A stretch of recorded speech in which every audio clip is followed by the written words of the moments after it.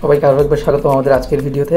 আমাদের আজকের ভিডিওর টপিক হচ্ছে ক্যামেরাতে যদি কোনো সমস্যার কারণে দাগ পড়ে যায় তাহলে দাগ রিমুভ করবেন কীভাবে। দেখতে পাচ্ছেন আমার ক্যামেরাতে দুটি দাগ পড়েছে, একটি লম্বালম্বি আর একটি পাশাপাশি। তো ছবি তুললে কিন্তু এই দাগগুলো থেকে যায়। এই যে ফটো ডাইরেক্টর, এই অ্যাপসের মাধ্যমে ওপেন করার পরে দেখতে পাবেন বাম পাশের নিচে একটি এআই রিমুভাল অপশন আছে।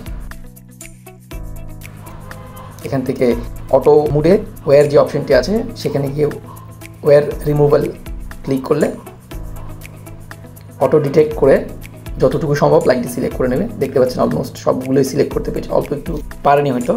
যদি অল্প গ্যাপ থাকে তাহলে ম্যানুয়াল অপশনে ক্লিক করে সাইজ ছোটো বড়ো করে নিয়ে যে অংশটি সিলেক্ট করতে পারেনি অটোমেটিক্যালি সেটি সিলেক্ট করে দিতে হবে। সিলেক্ট করার পরে রিমুভ বাটন যেটি আছে প্রেস করার পর অটোমেটিক্যালি লাইনগুলো রিমুভ হয়ে যাবে। সাবস্ক্রিপশনে যদি দেখাবে, বাট ক্রস করে দিলে এটা আপনি তিনটা ডট বাটনে ক্লিক করে মাই ফাইলস গিয়ে স্টোরে সেভ করতে পারবেন। সেভ, এই যে এটি হচ্ছে ছবি এডিট করার পরে, ছবি এডিট করার আগে।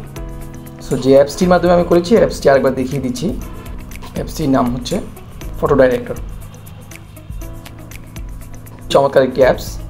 এই ধরনের আরও টেক রিলেটেড ভিডিও পেতে চাইলে ক্যান্ডি সাবস্ক্রাইব করে নেবেন।